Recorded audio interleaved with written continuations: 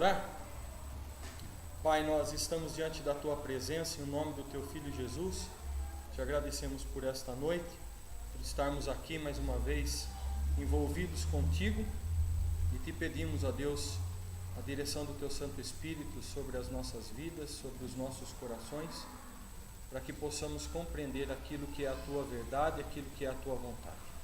Cuida de nós, em nome de Jesus que oramos. Amém. Bom, vamos seguir lá então com o nosso estudo, né?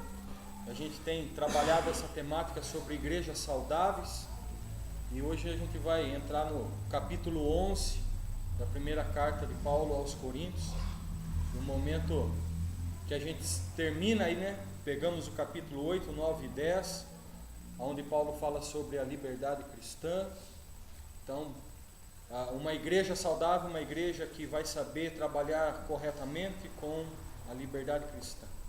Quando a gente chega agora no capítulo 11, outros questionamentos começam a surgir dentro da comunidade de Corinto, e questionamentos que a gente vai perceber que é muito próximo àquilo que passa na igreja hoje, passa na nossa sociedade, o quanto de reflexo existe ainda hoje. Se a gente fosse resumir a orientação de Paulo, Paulo vai dizer, olha, mantenham aquilo que é bíblico, não fuja daquilo que é bíblico. E aí Paulo vai trabalhar sobre a questão de autoridade, vai mostrar sobre a questão de autoridade, e dentro da nossa sociedade, de um modo geral, essa questão de autoridade está muito complicada. A gente não tem se relacionado muito bem com essa questão de autoridade, seja na casa, e aí consequentemente o reflexo da casa em todas as outras instâncias que a gente vive: escola, trabalho, igreja, relação marido-mulher, pais e filhos. O negócio fica um tanto quanto complicado. Então o texto nos diz assim: sede meus imitadores, como também sou de Cristo, e louvo-vos, irmãos, porque em tudo vos lembrais de mim, e tendes os preceitos como vos entreguei. Mas quero que saibais que Cristo é a cabeça de todo homem, e o homem a cabeça da mulher, e Deus a cabeça de Cristo. Todo homem que ora ou profetiza, tendo a cabeça coberta, desonra a sua própria cabeça. Mas toda mulher que ora ou profetiza com a cabeça descoberta, desonra a sua própria cabeça, porque é como se estivesse rapada. Portanto, se a mulher não se cobre com véu, tosqueie-se também. Mas se para a mulher é coisa indecente tosquiar-se ou raspar-se, que ponha o véu. O homem, pois, não deve cobrir a cabeça, porque é a imagem e glória de Deus, mas a mulher é a glória do homem. Porque o homem não provém da mulher, mas a mulher do homem. Porque também o homem não foi criado por causa da mulher, mas a mulher por causa do homem. Portanto, a mulher deve ter sobre a cabeça sinal de poderio, por causa dos anjos. Todavia, nem o homem é sem a mulher, nem a mulher sem o homem no Senhor. Todavia, nem o homem é sem a mulher, nem a mulher sem o homem no Senhor. Porque como a mulher provém do homem, assim também o homem provém da mulher. Mas tudo vem de Deus. Julgai entre vós mesmos. É decente que a mulher ore a Deus descoberta? Ou não vos ensina a mesma natureza, que é desonra para o homem ter cabelo crescido? Mas ter a mulher cabelo crescido lhe é honroso, porque o cabelo lhe foi dado em lugar de véu. Mas se alguém quiser ser contencioso, nós não temos tal costumes, nem a igreja de Deus. Então aí eles estão questionando a posição de Paulo a respeito de usar o véu na cabeça, né? E aí, a mulher cristã agora, ela deve usar o véu ou não deve usar o véu? Nós temos algumas igrejas que ainda hoje tem é obrigatório esse uso do véu, né? A mulher tem que usar esse véu na cabeça, senão ela não pode orar, ela não pode participar dos trabalhos da igreja, aquelas coisas todas. Né? Paulo então, oi? Nem frequentar. Só a simples visita também tem que pôr o véu? Vão dar um véu para você.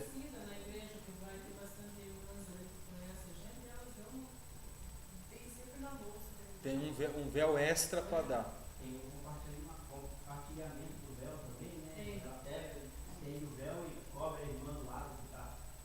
Então, para você ver como isso é pesado ainda dentro da igreja, né? Então, quando eu comecei a preparar e procurar o material e estudar sobre isso, falei assim, rapaz, eu tinha conhecimento sobre o porquê não do véu e isso e aquilo outro, mas eu falei, olha, uma rica oportunidade para a gente aprender um pouco mais, não é? Sobre esse texto tão importante. Então a gente vai precisar, num primeiro momento, entender a cultura do véu, o porquê do véu, o que é que esse véu simbolizava, o que é que o véu estava envolvido dentro daquela cultura. O pessoal está perguntando para Paulo, Paulo está respondendo. E aí, essa mulher crente que foi para a igreja agora, ela pode tirar o véu, ela pode orar, profetizar, fazer as coisas aqui na igreja sem véu? Sim ou não? Né? Essa é a pergunta que estava ali, porque tinha algumas irmãs que já estavam arrancando o véuzinho e estavam bem à vontade sem o véu. Ok? Então a gente precisa entender essa questão né, do véu, entender, né, a posição, o papel, a liberdade da mulher cristã na igreja naquela época. Entendendo um pouco do aspecto cultural do uso do véu no judaísmo. Então, seja o judaísmo ou dentro do mundo grego, essa questão do véu era costume, era usado, né? A mulher usava, não era algo criado assim do nada ali na igreja. Culturalmente havia essa necessidade. Uma peça do vestuário que representava para a sociedade que a mulher que o usava estava debaixo da autoridade e proteção de seu pai, ou de um parente, ou de um homem. Então, quando essa mulher, via de regra, né, ela saía da casa, ela colocava o véu. Se chegava uma visita na casa, ela colocava o véu. Dentro da casa, não toda essa radicalidade dentro da casa. Não é? Mais ou menos assim, para aqueles que são mais antigos aí na sua educação e tudo mais, né? Eu gosto de andar sem camisa dentro de casa. Mas se chega uma visita em casa, a primeira coisa que você vai fazer, você vai lá pegar e colocar a camisa, né? Você não vai ficar sem camisa, atender as pessoas sem camisa. Então as mulheres, elas usavam esse véu, era obrigatório o uso desse véu. Esse véu tinha então essa representatividade, esse símbolo de que existia uma autoridade sobre a vida dela, né? Não necessariamente só a questão da autoridade divina, mas a autoridade do pai, né? De um irmão, ou o pai já faleceu, o irmão mais velho, ou um tio, alguém que cuidasse dela, um parente, né? Alguém que fosse próximo a ela e que tivesse ali, então, cuidando dela. Então esse véu, ele era importante. Quando você olha lá, Gênesis 24, verso 64, 65, você vai ver aí esse comportamento aí do véu. Quem lê aí para mim? Vou pegar minha Bíblia aqui. Gênesis 24,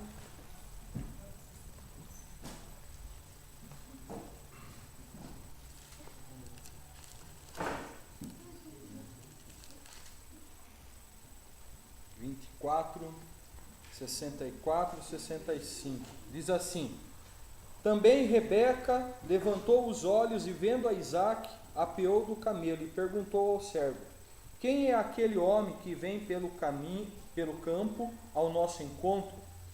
E o meu senhor, respondeu.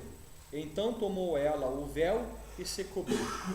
Então, quando Rebeca vê lá, né, o camarada que ela iria casar, né, a Isaque, ela desceu ali do animal e colocou o véu na cabeça, para que ele soubesse, né, olha, essa aí é uma moça de família, uma mulher de família.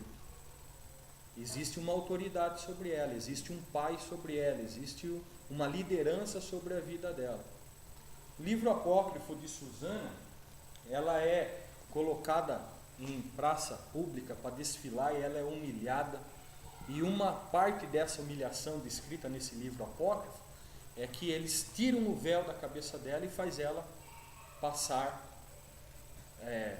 andando, desfilando no meio de todo mundo. Isso equivaleria hoje, por exemplo, se você for querer humilhar a pessoa, pegar a mulher, arrancar a roupa dela, deixar ela pelada e falar para ela, agora você vai atravessar aqui.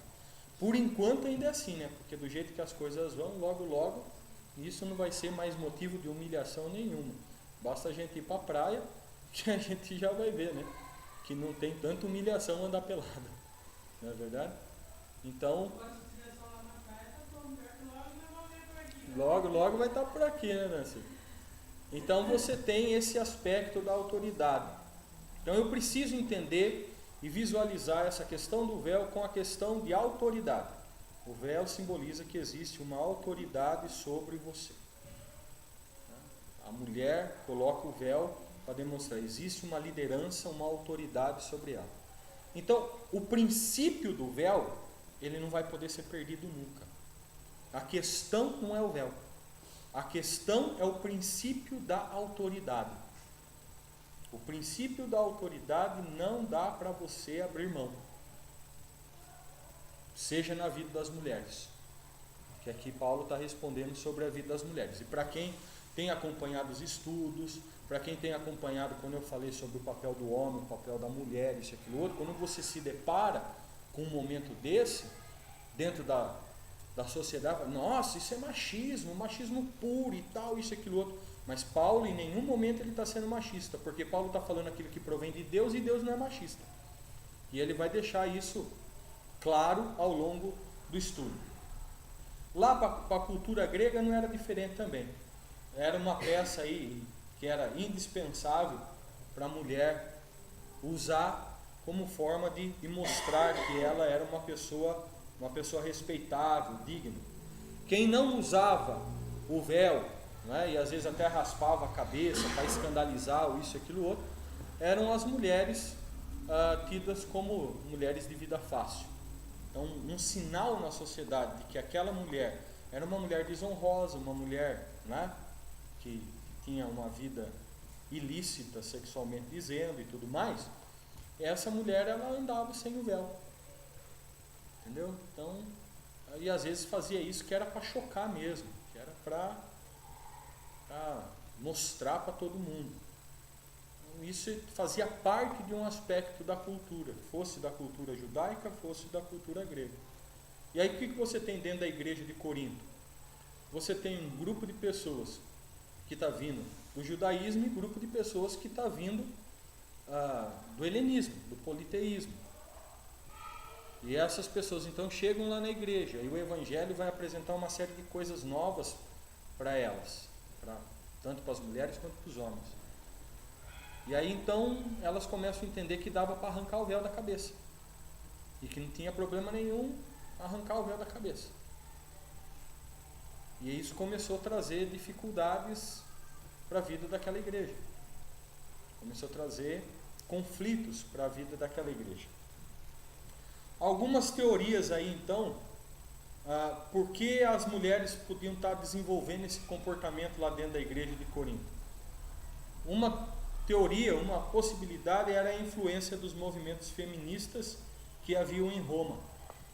Em Roma, capital, né? Aquele negócio todo, de vez em quando as mulheres romanas elas se rebelavam contra o machismo, se rebelavam contra a forma que elas eram tratadas na sociedade, a forma que elas eram tratadas dentro de casa, porque a mulher naquele momento, naquela época, ela era tratada como uma mercadoria mesmo, né? Não tinha toda a dignidade do trato, isso e aquilo, infelizmente, elas eram tratadas dessa maneira. Então, as mulheres que estavam lá na igreja sabiam dos boatos, sabiam dos comentários, sabiam do que estava acontecendo. Então esse espírito feminista de ser contra o machismo não é uma coisa de agora, que a gente está vendo hoje em dia, né, uma discussão sobre isso, tá acalorado, né, não só essa discussão como tantas outras discussões. Já havia ali, é óbvio. Deus nunca foi a favor do machismo. Deus nunca foi a favor do homem massacrar a mulher, do homem tratar a mulher como, né, um ser de segunda classe, humilhar a mulher, isso e aquilo outro. E isso, acumulado no coração da mulher, sendo maltratada, gera então esse sentimento de revolta. Fica revoltada, porque está sendo humilhada, está sendo maltratada, não tem direito a nada, não pode nada, isso e aquilo outro, né? Então, gera essa revolta. Agora, assim como Deus não é a favor do machismo, Deus também não é a favor do feminismo. O feminismo não traz tantos benefícios assim para a vida comum de homens e mulheres e nem para a nossa sociedade. Então, o feminismo exacerbado, ou seja, o extremismo daquilo que as mulheres estão advogando, trouxe, por exemplo, prejuízos sérios para a formação familiar. Problemas que não tem como hoje a gente reverter de uma hora para outra. Acho que vai ser muito difícil a gente reverter. O que a gente teve ao longo desse processo todo foi a perda dos estratos e papéis de homens e mulheres dentro de uma sociedade. E isso hoje está gritante. E a sociedade está gritando hoje porque já não sabe mais o que fazer. O que é que é papel de homem, o que é papel de mulher? O pessoal está querendo colocar na nossa cabeça que não existe o que é papel de homem e o que é papel de mulher. Porque agora tem igualdade de gênero. Não tem homem e mulher. Não tem aquilo que é próprio de homem e aquilo que é próprio de mulher. Isso é preconceito dentro da nossa sociedade hoje. E a nossa sociedade não está sabendo lidar com isso, porque nós vivemos dentro de uma cultura que sempre houve papéis. E os papéis têm que ser respeitados. Os papéis não podem ser desrespeitados. E Deus estabelece os papéis, Ele coloca os papéis e Ele cobra que os papéis sejam executados dentro da sua ordem. O que faz com que os papéis do que é o homem, do que é a mulher, do que é a criança, do que é isso, aquilo outro dentro da sociedade, se corrompa desse jeito é o pecado. A baderna que a gente vive é fruto do pecado. Pelo não entendimento do homem de qual é o papel dele, ele vai lá e massacra a mulher. Pela mulher não entender qual é o papel dela e o direito dela, ela vai lá e quer ser melhor que o homem. Aí esse negócio, Deus não nos criou para isso. Deus não criou para isso. Deus não criou o homem para mandar em mulher e não criou a mulher para mandar em homem. Deus criou os dois para viverem juntos e cada um desenvolveu o seu papel. Então, uma parte que a gente pode deduzir é que as irmãs lá da igreja de Corinto, influenciadas por essas questões sociais, ideológicas da época, estivessem tendo esse comportamento e essa questão. O entendimento equivocado quanto à posição do Evangelho e a distinção feita por Deus no Antigo Testamento. Então, essas mulheres chegam agora para o Evangelho, onde o Evangelho diz que Cristo morreu por todo mundo, isso, aquilo, outro e tudo mais, que todos nós somos iguais diante de Deus e que todos nós carecemos do sangue de Jesus, que todo mundo é pecador, isso, aquilo, outro e tal.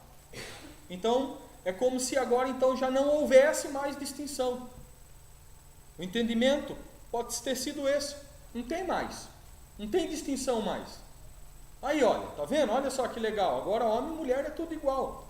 Vamos ler lá Colossenses capítulo 3, verso 11, e você abre aí em Gálatas aí para me ajudar na leitura.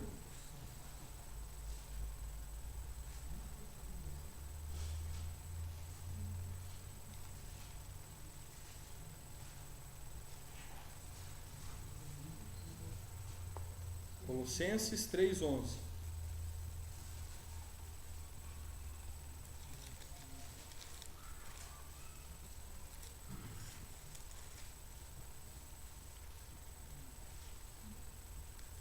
Então o Evangelho vai dizer aqui, por exemplo, no qual, no Evangelho, naquilo que Cristo fez, não pode haver grego nem judeu, circuncisão nem incircuncisão, bárbaro, cita, escravo, livre, porém Cristo é tudo em todos. Então chega o Evangelho dizendo, olha, agora não tem mais aquele que é judeu e que não é judeu, aquele que é isso e aquele que é assado. Não tem homem e mulher diante do Evangelho. Deus não nos enxerga dessa maneira, nessa classificação. A salvação que vem para o homem é a mesma salvação que vem para a mulher. O pecado que o homem comete é o mesmo pecado que a mulher comete. A salvação que o escravo precisa é a mesma salvação que o liberto precisa. A salvação que o grego precisa é a mesma salvação que o judeu precisa. Então o mau entendimento disso poderia estar causando essa confusão na cabeça das nossas irmãs corintianas. Elas poderiam estar não compreendendo ao certo. Então quer dizer que agora, não é? Estava precisando de um São Paulino para botar ordem na casa. Corintiano é barraqueiro. Corintiano gosta de um barraco, meu amigo. E aí então, elas não compreendendo esse negócio. E aí esse negócio começa a trazer esse prejuízo. O fato do Evangelho está trazendo aqui, dizendo que todo mundo perante Deus é igual, através de Cristo Jesus, e que todo mundo precisa do mesmo sacrifício, não quer dizer que Deus anulou os papéis, que Deus anulou as classificações. E não é a classificação pela questão meritória, não é a classificação pela questão de classificar por julgar melhor ou pior. Não é essa a situação. Mas Deus não anulou, Deus não acabou com isso. Quem lê aí para nós? Gálatas 3, 27 e 28. Porque todos quantos fossem batizados em Cristo, de Cristo vos revestistes. De sorte não podeis haver judeu nem grego, nem escravo nem liberto, nem homem nem mulher, porque todos vós sois um em Cristo Jesus. Então, agora não tem mais ninguém. Não precisa mais ter essa obrigatoriedade do véu. Não precisa mais ter esse negócio, porque agora está todo mundo junto. E aí o que nós temos aqui é o nivelamento da condição humana diante de Deus, aonde todos igualitariamente são pecadores. O que Paulo está trazendo nesses dois textos é a igualdade que homens e mulheres possuem diante de Deus quanto ao seu estado de pecaminosidade. É isso que o Evangelho está dizendo. Quanto ao aspecto de pecado, quanto ao aspecto de salvação, homens e mulheres são todos iguais. Não existe diferença. Você pode ser brasileiro, argentino, paraguaio, você pode ser japonês, francês, você pode ser o que você quiser. Não existe diferenciação de classe, de cor, de gênero, masculino, feminino. Diante de Deus todo mundo é pecador. Todo mundo está indo para o inferno da mesma maneira e todo mundo carece da mesma situação salvífica, o sangue de Jesus. É o sacrifício de Jesus na cruz que nos salva. Não tem diferença nenhuma. É isso que o Evangelho está trazendo. Mas aí o entendimento é, bom, se está todo mundo igual agora, se está todo mundo no mesmo pé de igualdade, para que eu vou usar véu? Não tem necessidade de usar véu. Porque o véu era porque tinha uma autoridade sobre mim. Agora não tem mais autoridade, está vendo aí? O Evangelho está dizendo, não tem autoridade. Que esse negócio que o marido é autoridade sobre a mulher, que esse negócio aí que o pai é autoridade, que o irmão é autoridade, não tem esse negócio mais não. Agora no Evangelho nós somos livres. Deus nos trouxe a liberdade em Cristo Jesus, é todo mundo igual. E aí Paulo vai mostrar que não é bem assim o entendimento a respeito dessa questão. A questão passa então ao pensamento: se as mulheres foram salvas pelo mesmo Salvador, foram justificadas da mesma forma, foram recebidas por Deus, receberam dons espirituais, logo não pode mais haver distinção na igreja entre homens e mulheres. Foram salvas pelo mesmo Deus, lavadas e redimidas pelo mesmo sangue, pelo fruto do mesmo Espírito recebem dons. Então por que vai ter a haver distinção agora? Por que a mulher vai ter que pôr o véu na cabeça para continuar indo na igreja e tendo esse momento de adoração lá na igreja e tudo mais? Não faz sentido. É o que poderia estar passando ali na cabeça. E aí então você vai ter que entender a possibilidade dessa euforia no coração dessas mulheres, não é? Porque até então as religiões não permitiam nada à mulher. O cristianismo vem permitir incluir a mulher dentro dos seus atos litúrgicos e da sua vivência diária. Você vai ter então, nas religiões da época, a mulher sendo tratada sempre com um aspecto secundário. No judaísmo, não participavam dos grandes atos litúrgicos nos templos e nem participavam dos cultos feitos nas sinagogas aos sábados. Elas não podiam participar. Esses dois atos de culto, não é? A participação da liturgia no templo. A mulher tinha um lugarzinho separado para a mulher. Quando ia lá para a sinagoga, né, para ensinar o livro da lei, né, a Bíblia lá na época e tudo mais, isso e aquilo outro, os homens estavam todos reunidos, e a mulher e as crianças tinham um lugarzinho separado, elas não ficavam juntas, não podia nem ficar junto. É como se os homens hoje estivessem aqui dentro, né, ouvindo da palavra, isso e aquilo outro, e aqui fora tivesse uma muretinha, tudo aqui na parede, e as mulheres estivessem sentadas lá de fora, com as crianças ouvindo lá de fora. E não pode abrir a boca para falar. Não pode abrir a boca para falar. Ó, quietinho. Então, o cristianismo chega e o cristianismo começa a confrontar esse tipo de procedimento. As mulheres começam a ter uma atividade, uma participatividade um pouco maior dentro da comunidade cristã. Então, mulheres que até agora não podiam fazer nada, né, não tinham direito a nada dentro do aspecto religioso, agora ela é aceita por Jesus, isso e aquilo outro e tudo mais, recebe dons, isso e aquilo e tal. Imagina a alegria no coração dessa mulherada. Só que a alegria estava sendo muito grande lá em Corinto e estava criando problemas. Estava indo de 0 a 100 muito rápido. Havia o átrio das mulheres, onde elas ficavam assistindo os homens fazerem o culto a Deus. Então, tinha o lugarzinho lá, o pessoal estava fazendo o culto, né, o sacrifício, o negócio, e as mulherzinhas estavam lá de fora, lá no átrio, no pátio externo. Na sinagoga, elas ficavam nas sacadas, enquanto os homens oravam, liam a Bíblia e faziam explicação a respeito da palavra. Ficava lá na sacada, só olhando e tal. E às vezes acho que até aprendiam mais do que os homens. Ficavam ali, não podia, não tinha essa condição. No mundo grego não era diferente. Para alguns, a mulher não tinha nem mesmo alma. Então, se a mulher não tem alma, ela também não precisava de religião. Algumas filosofias gregas iam advogar isso. Mulher não precisa de religião. Mulher não tem alma. Precisa de ir para o templo, isso e aquilo outro. Quando a mulher ela era introduzida dentro de algum aspecto religioso, ela era introduzida geralmente como sacerdotisa.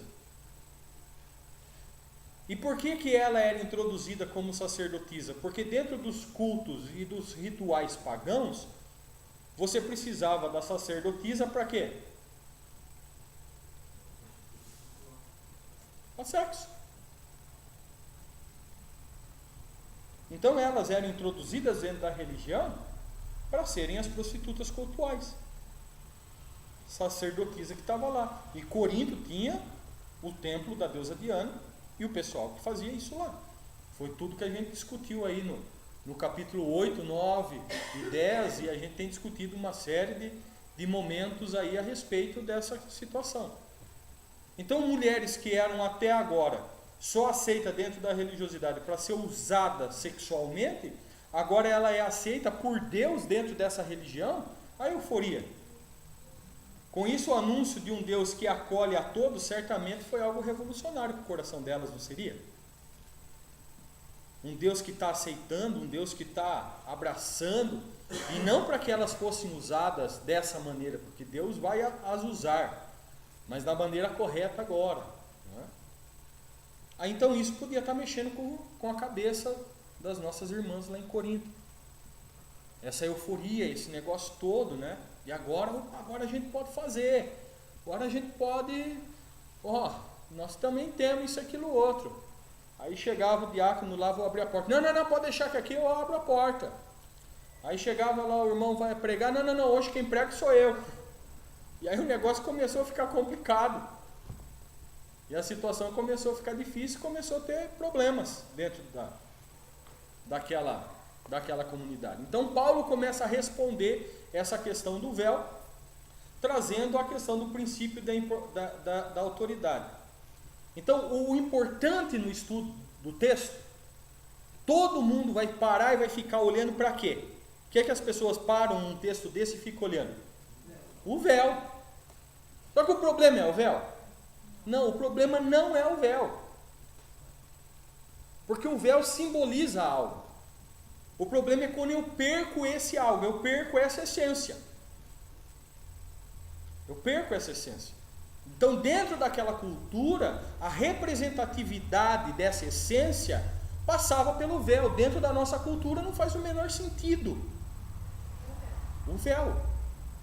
A essência faz. A essência faz. Seja dentro da casa, seja na igreja, seja na sociedade. É o princípio de Deus. E esse princípio que Deus está trazendo aqui é um princípio aplicado para a vida de homens e mulheres dentro da igreja, é um princípio aplicado para a vida de homens e mulheres lá na casa e, consequentemente, é um princípio aplicado por Deus dentro da sociedade. Porque aquilo que Deus traz é padrão para o mundo e não padrão para dentro da igreja.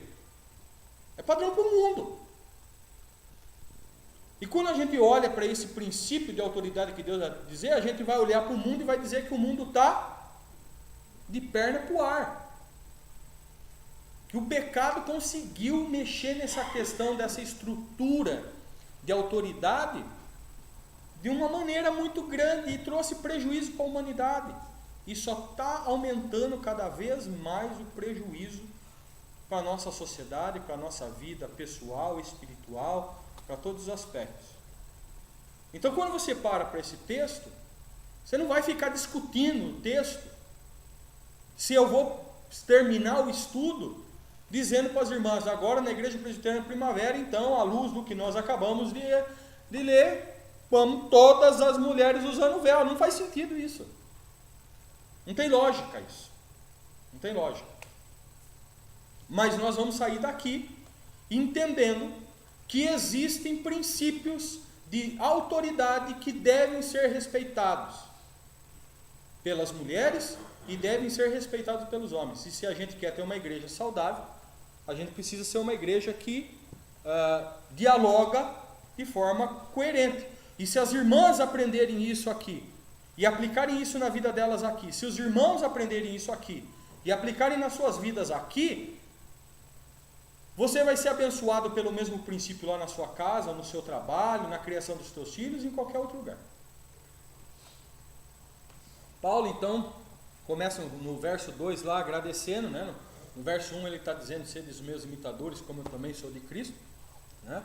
Então, Paulo está dizendo, quanto a este item, que eu vou tratar agora, e que ele está tratando aí, que nós estamos estudando, ele está dizendo, eu já aprendi o que tem que ser feito. Então vocês podem olhar para a minha vida e extrair da minha vida, porque esse item eu aprendi. Paulo sabia o que era viver debaixo de autoridade. Então ele agradece, ele começa agradecendo o pessoal, porque o pessoal reconhece o que nele? Autoridade. O que diz o verso 2 aí? Quem lê para mim? Está projetado aí.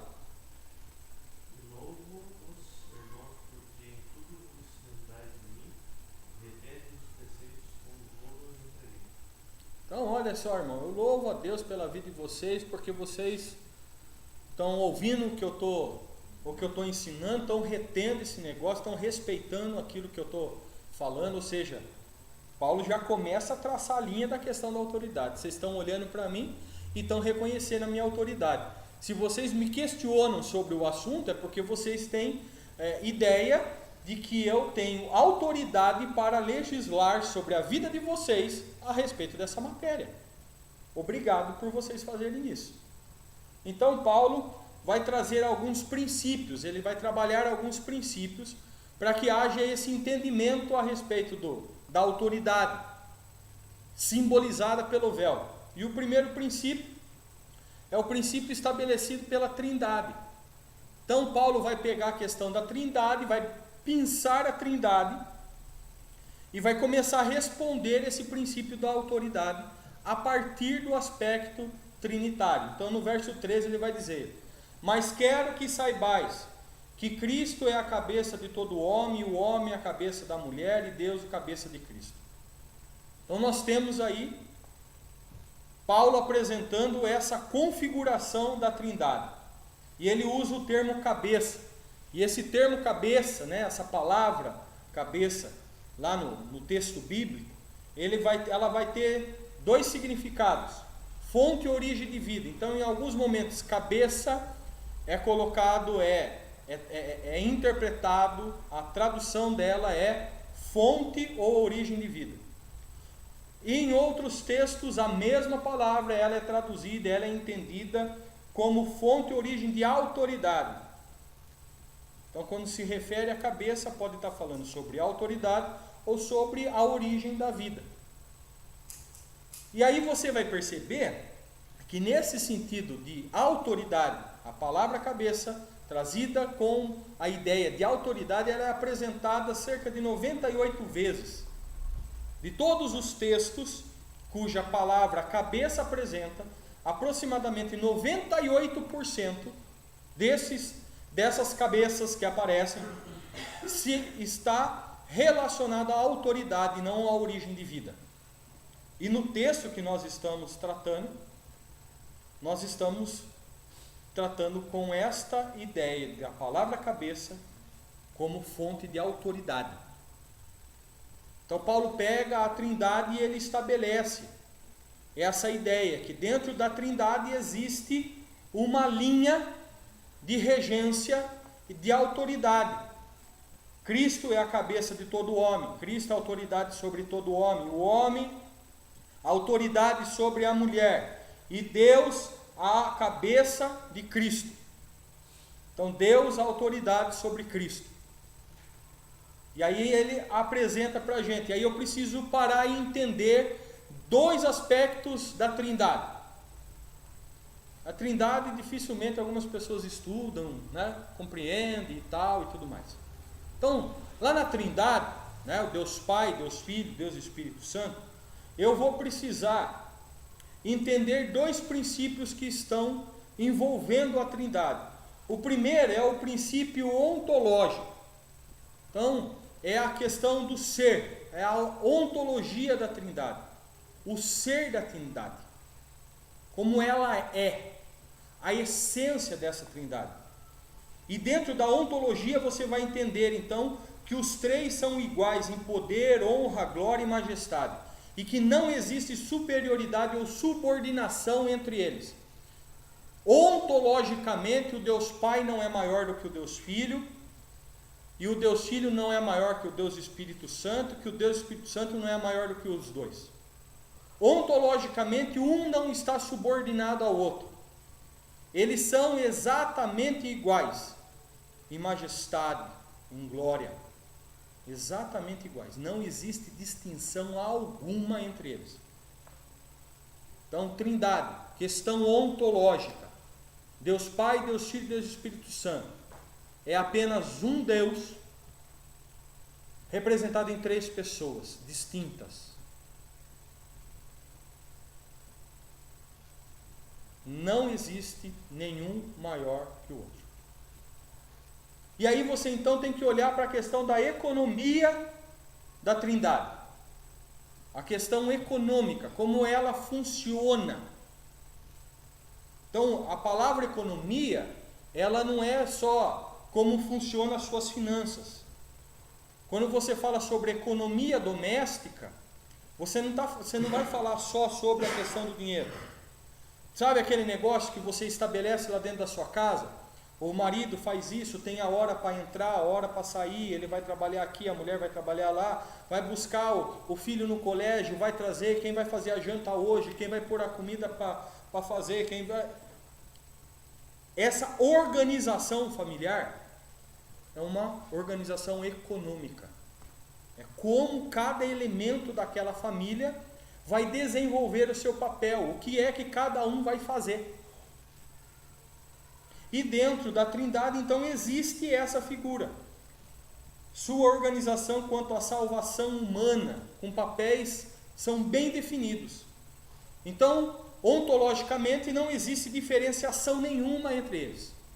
Mas, economicamente, no processo de salvação humana, existe diferença entre o Deus Pai, o Deus Filho e o Deus Espírito Santo. Diferença econômica e não ontológica. São iguais em poder, iguais em glória, iguais em honra. Só que o Deus Pai, ele tem um papel na salvação. O Deus Filho tem um papel na salvação. O Deus Espírito Santo tem outro papel na salvação. Porém, como todos eles são ontologicamente iguais, ninguém é melhor do que ninguém.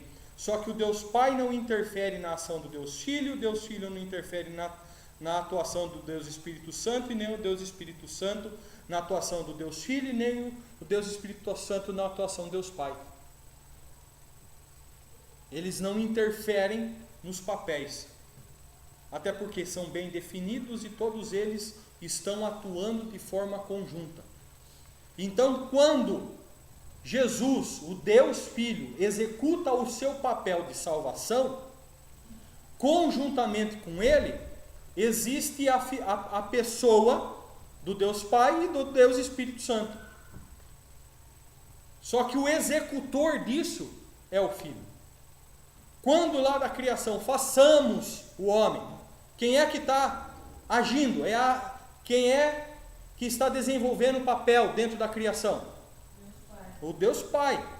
É o Deus Pai que atua.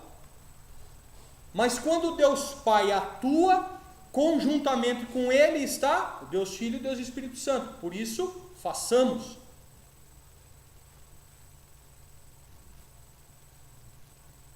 Papéis bem definidos. Cada um faz uma coisa. Um interfere no outro. Não existe crise nenhuma. Porque tudo o que eles estão fazendo é para apenas um único propósito. Só um. Mais nenhum. E tudo que Deus fez foi para a sua glória. E por que nós existimos? Para a glória de Deus. Então não existe diferença nenhuma. Então Paulo pega esse verso 3 e começa a explicar para eles, começa a trazer essa noção para eles, da questão de autoridade. Olha, veja que dentro da Trindade existe uma autoridade. Quem é a autoridade na criação? Deus Pai. Quem é a autoridade na execução da salvação? Deus Filho. Quem é a autoridade na manutenção dos salvos? O Deus Espírito Santo. Cada um cumprindo com a sua tarefa, com o seu papel. Paulo começa a ensinar para eles.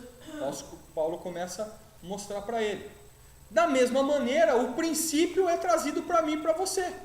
Nós fomos criados à imagem e semelhança de Deus e para a glória de Deus. E a minha vida e a sua vida deve ser da mesma maneira. E esse mesmo princípio ontológico e econômico, Paulo vai tratar aqui, como ele vai tratar, por exemplo, lá no capítulo 13, 14... Quando ele fala lá da igreja, ser o corpo de Cristo, isso, aquilo, outro, somos muito membros, né? Lembram disso aí? É a mesma situação. E são questões ontológicas e são questões econômicas. O que é que Paulo está mostrando para aquela comunidade? Olha, gente, você que foi criado por Deus, a imagem e semelhança desse Deus, economicamente vocês possuem papéis diferentes. Homem é homem, mulher é mulher, criança é criança, burro é burro, galinha é galinha. Não tem como ter esse negócio de não ter papel. Não dá para misturar esse negócio. Economicamente, cada um é cada um. Agora, ontologicamente, é verdade que ontologicamente estamos todos dentro do mesmo barco. O homem não é melhor do que a mulher não é melhor do que o homem, o adulto não é melhor do que a criança, não tem ninguém melhor do que ninguém. É o mesmo princípio. É o mesmo princípio. Então, ontologicamente, dentro da casa, não tem ninguém melhor do que ninguém. Porque todos nós somos criados por Deus e feitos por Deus e para Deus. Dentro da igreja, da vida da igreja, não tem ninguém melhor do que ninguém. O pastor não é melhor do que o membro não é melhor do que o pastor. Não existe isso. Ontologicamente não existe. Agora, economicamente, vai existir diferenciação. Economicamente, diácono é diácono, presbítero é presbítero, auxiliar é auxiliar, professor é professora, membro é membro, pastor é pastor. Economicamente dizendo, cada um tem um papel, e que sobre ele reside as suas obrigações, as suas atribuições, que são inerentes a ele, é só dele. Mas assim como na Trindade tudo é executado pelos três, embora um tenha a ponta, na sua casa pode ser que o seu marido, em algum momento, ele tenha o desponte. Mas você está junto com o cara. Pode ser que em outro momento é a mulher que está na execução do papel dela, mas o marido está junto com ela. Dentro da igreja, cada um está desempenhando o seu papel, a sua tarefa. Quando eu estou aqui hoje, cumprindo economicamente com o meu papel, você está aí sentado cumprindo economicamente com o seu papel.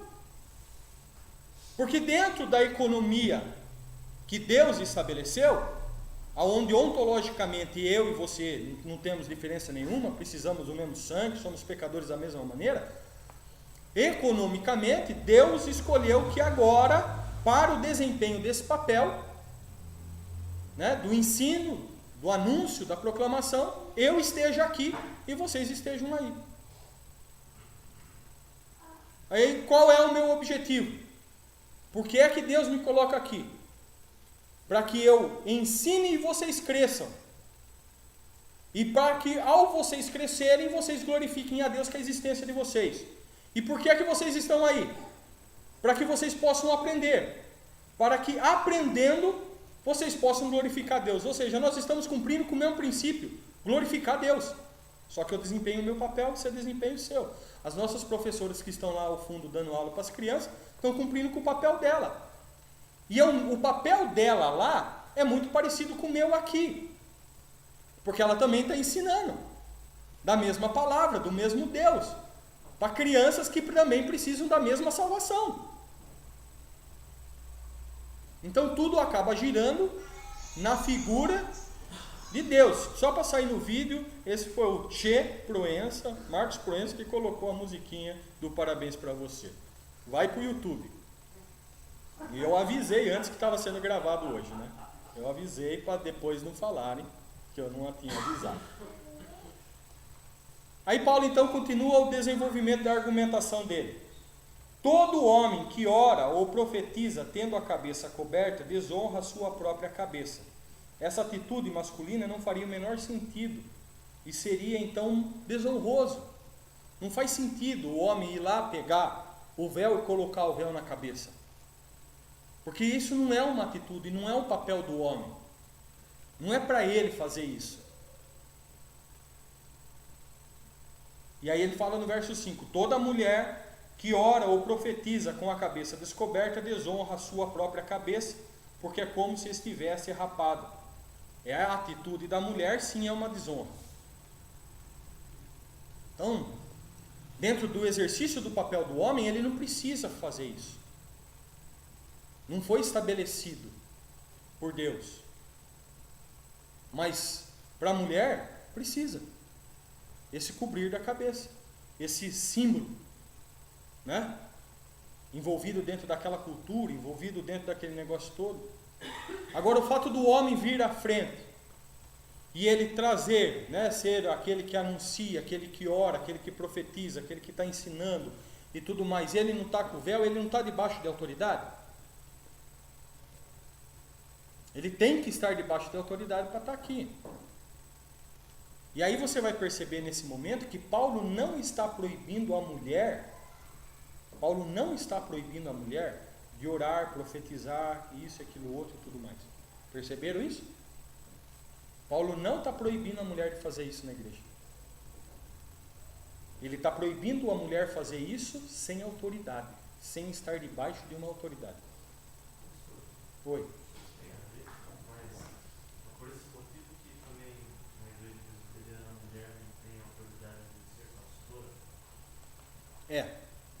Exatamente. Aí é lógico que dentro da nossa denominação, e eu como pastor da nossa denominação, me submeto às normas e às regras bíblicas que são da nossa denominação, mas é por isso que para nós não existe ordenação ao sagrado ministério de mulher e não existe ordenação de presbítera e não existe ordenação de diaconisa. Porque a diaconisa dentro da Igreja Presbiteriana do Brasil, o diaconato dentro da Igreja Presbiteriana do Brasil, ele é visto como um aspecto de liderança. Ele é visto como um aspecto de liderança. Quando se acontecer da diaconia não tiver o aspecto da liderança dentro da igreja, não for um oficial de liderança dentro da igreja, não haveria problema nenhum das mulheres desempenharem o papel, o ofício de diaconisa. Mas dentro da nossa igreja existe o aspecto de liderança. Então por quê? Porque a mulher não poderia desempenhar esse papel de liderança sobre os homens dentro desse aspecto da igreja, nem dentro da sua casa e consequentemente nem na nossa sociedade, porque esse princípio não é um princípio para dentro da igreja apenas, é um princípio geral para tudo. Então, mas a gente vai comprar uma briga boa com esse negócio, muito boa.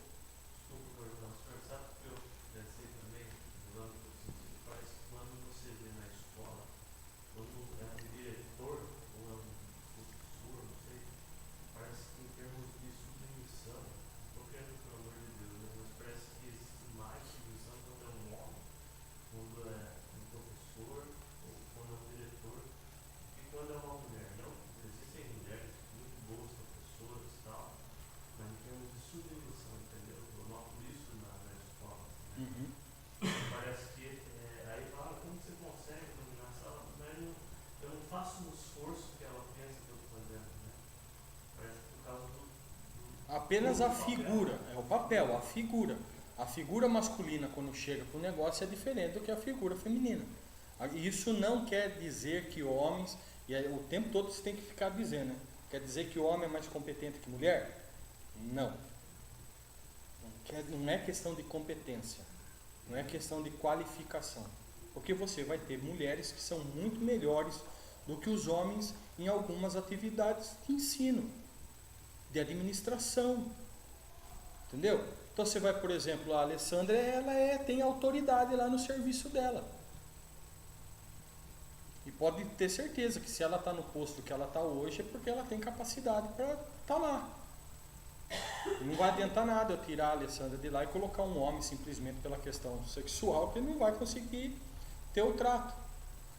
E aí é um negócio maluco, porque é o seguinte, como eu acredito que a maior parte das pessoas que ela lidera são mulheres, é muito mais fácil para ela liderar como mulher do que um homem, não é, Alessandra? Sim, mas tem homens também, fisioterapeuta, dentista, os próprios médicos. E se submetem tranquilo e tal. É interessante porque você falando, eu estava lembrando, é que a nossa profissão está muito ligada no quando iniciou.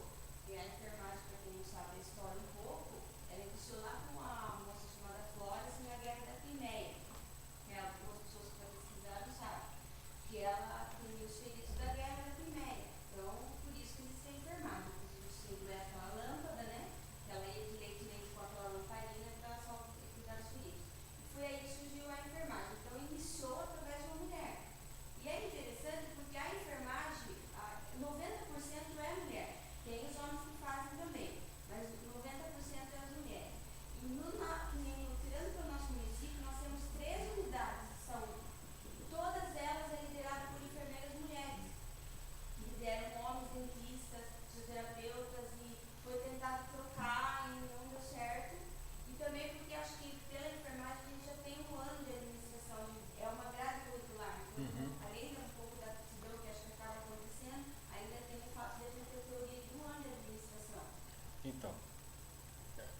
Percebe como é rico em detalhes e que a gente vai precisar? Vai precisar parar e ponderar. Agora, dentro do aspecto de igreja, dentro da economia da igreja, você não vai ter como fugir do princípio bíblico. Dentro da sua casa, você pode até fugir do princípio bíblico. Aí é problema seu. Mas não tem como a gente fugir desse princípio que Paulo está trazendo aqui. Então, o que Paulo trouxe até agora para nós foi esse argumento teológico, não é? No sentido da Trindade. E eu vou parar por aqui, porque não vai dar tempo de seguir as outras argumentações de Paulo. Mas até aqui, então, a gente pode compreender, né, que Paulo está respondendo lá sobre o véu, estabelecendo essa questão da autoridade, mostrando que essa linha de autoridade, ela existe dentro da Trindade de uma maneira a desempenhar a questão ontológica, onde toda a Trindade é igual, e na questão econômica, onde cada um tem o seu papel. E aí você vai perceber o desdobramento disso ao longo do processo da carta. Você vai perceber isso dentro da sua própria vida, que nós somos iguais diante de Deus, porém os nossos papéis, eles são diferentes. Ok? Deus abençoe vocês. Obrigado.